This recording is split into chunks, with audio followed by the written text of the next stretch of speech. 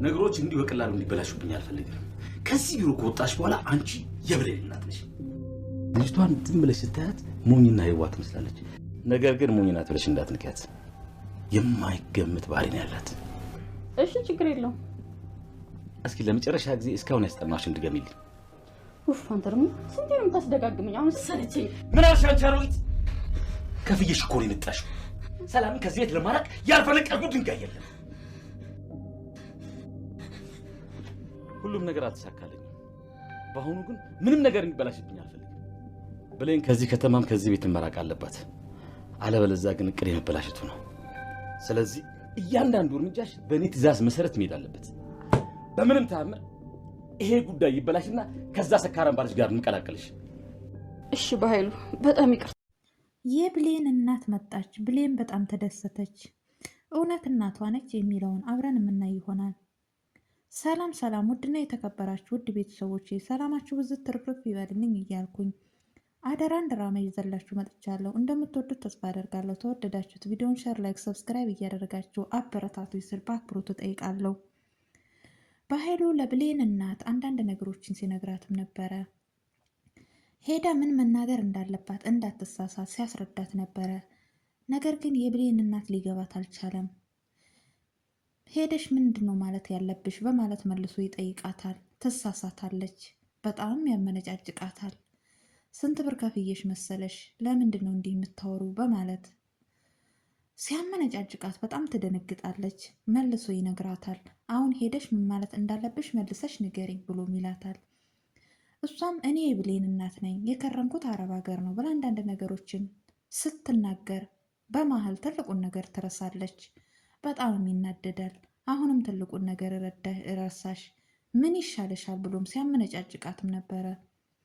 በቃ ችግር የለውም አስተካክላለሁ በማለት ወስኖ ተነስተዋል። ብሌንም ቀኑ አልነጋ ብሏት ሰዓት እያየች እየቆጠረች ዛሬ እኮ እናቴ ትመጣለች፣ ምን ነው አልነጋ አለኝ እያለችም ስትልም ነበረ። ልብሷን እየለባበሰች እኔ ቆንጆ ብላ እንድትለኝ እናቴ በማለት ራሷን ስታስተካክልም ነበረ። ገነት ትመጣለች።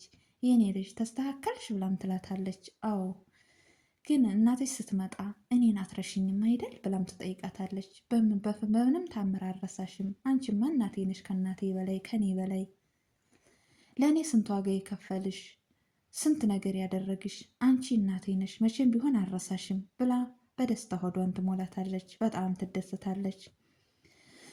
በኃይሉና ቃል ሲያወሩ ናታን ሰምቷቸውም ነበረ። የውሸት እናት ሊያመጡላት እንደሆነ ይገባዋል። በጣምም ይናደዳል። በፍጹም እያዩ ልቧ ሲሰበር ዝም አልልም፣ መናገር አለብኝ ብሎ ሊናገር ወደ ሳሎን ይሄዳል። ሳሎን ላይ ሲሄድ ብሌንና ሰላም አንድ ላይ ቁጭ ብለው እናታቸው የብሌንን እናት እየጠበቁም ነበረ። ብሌን ለሰላም እናቴ ልትመጣ ነው እያለች ደስታዋን እየገለጸችላትም ነበረ። ሰላምም ደስ እንዳላት እየነገረቻትም ነበረ። በዚሁም አጋጣሚ ናታን ሲያያቸው አንድ ላይ ናቸው። ተመልሶ ይሄዳል። ተመልሶም ሲሄድ ቃልን ያገኛታል። ቃል እኔን አይተክ ሳታጣኝ ነው አደል የተመለስከው ብላ ትለዋለች። አዎ ይላታል። በጣም እንደምትወደው ስትወደው እንደኮራባት ትነግረዋለች። እረ በፍጹም አይደለም ብሎም ይላታል። አንድ ነገር ላስቸግርሽ፣ እስቲ ብሌንን ጥሪልኝ ብሎም ይላታል። በጣም ትናደድና እኔ እያለው እንዴት አንድ ገረድ ትጠራለክ ብላም ትለዋለች። በዚሁም አጋጣሚ ግን በጣም ተቀይሜ ካለው እጠራልካለሁ በማለት ቀጥታ ወደ ብሌን ጋር ትሄዳለች። ብሌንም ጋር ሄዳ ይሄ ሰው ሲጠራው አያውቅም እንዴ? ምን አይነት ሰው ነው? ምን ክፉ ነው ብሎም ብላም ትላለች። ማን ነው? ስለማን ነው የምታወሪልኝ ቃል ብላም ትጠይቃታለች። ይሄ ናታን የሚባለው ሰውዬ ነው። ስለ አንቺ አሁንም ቢሆን ምንም ሊተውሽ አልቻለም። አዲሷን እናትሽን የምትመጣውን እናትሽን ሊያግታት እንደሆነ ይችኛዋን እናትሽን ሲያግታት ብዙ ብር እንደተቀበለ አንዳንድ ነገሮችን ሲያወራ ሰማሁት። አሁንም ደግሞ ስለ አንቺ ምንም ክፉ ነገር እያሰበ ነው ብላም ትላታለች። ቃልም ብሌንም በጣም ትናደዳለች። አሁን ልክ ልኩን ነው የምነግረው፣ መቼ ነው ግን የሚተውም በማለት ቀጥታም ትሄዳለች። ቀጥታም ወደ ውጭ ስትሄድ ናታን በሰላም ትመጣለች ብሎም እየጠበቃት ነበር። ነገር ግን እሷ ተናዳም ነበር የወጣችው። አንተ ሰው ግን መቼ ነው የምትተውን? ለምን አትተውንም? ለምንድን ነው እንደዚህ የምትከታተለን ብላም ትለዋለች። ብሌን አንድ ነገር ልነግርሽ ነው ይላታል። እሱ ግን የመጣው እናቷ የውሸት እናት እንደሆነች ሊነግራት ነበር። ነገር ግን ይችኛዋ በነገር ስለሞላቻት ብሌን በጣም ተናዳም ነበረ። እባክህ ተወኝ፣ ምንም ነገር ልታወራኝ አልፈልግም ብላም ትለዋለች። በዚሁም አጋጣሚ ብሌን እኔ ስለ እናትሽ ለወራሽ አይደለም የመጣሁት፣ እባክሽ ስሚኝ፣ ተረጅኝ በማለት አንተ እውነተኛ ትክክለኛ ሰው አትምሰል፣ አስመሳይ በማለት በጥፊም ትመታዋለች። በዚሁም አጋጣሚ ቃል በር ላይ ቆማ እያዳመጠችም ነበረ። በጣም ትደሰታለች። ያደረገችው ነገር እንደተሳካላት ይገባታል። በጣም ተናዳ እሱም ተናዶ እሺ እኔ አንቺን ስለወደድኩሽና ስላከበርኩሽ ለምታደርጊኝ ነገር ሁሉ ዝቅ ብዬ ዝም አልኩሽ ብሎ ሚላትና ወደ ክፍሉም ይሄዳል። መጀመሪያ ቃልን አይቷትም ነበር። ይህ ሁሉ የአንቺ ስራ ነው፣ ቆይ እሰራልሻለሁ፣ በራስሽ ጊዜ እውነቱን እንድታወጪ ነው ማደርግሽ ብሎ ሚላታል። ቀጥታ ወደ ክፍሉም ሄዶ ሲናደድም ነበር። ብሌንም ባደረገችው ነገር በጣም ትናደዳለች። ይህ ነገር እውነት እሱ ጋር ሊሆን ይችላል፣ ለምንድን ነው እንደዚህ ያደረግኩት በማለት ራሷን እየጠየቀችም ነበረ።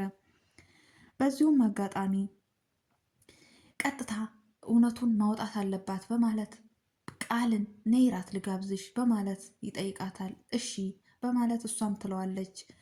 ብሌን አሁንም በር ላይም ነበረች። እንዲህ ሲያወሩ እየሰማች እያዳመጠቻቸውም ነበረ።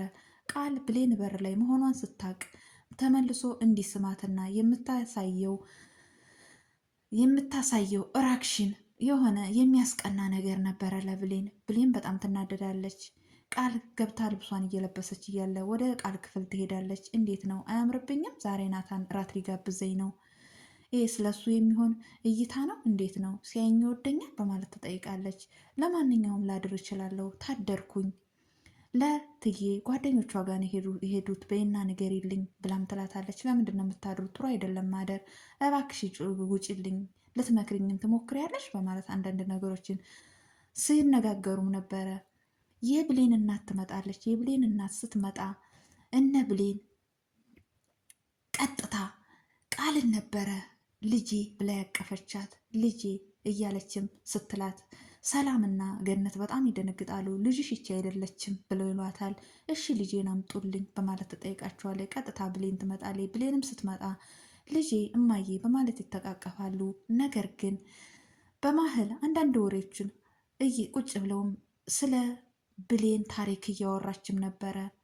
የውሸት እናት ስለሆነች ብቻ ገነት ብሌንን የወሰደቻት የሁለተኛ ክፍል ተማሪ እያለች ነው።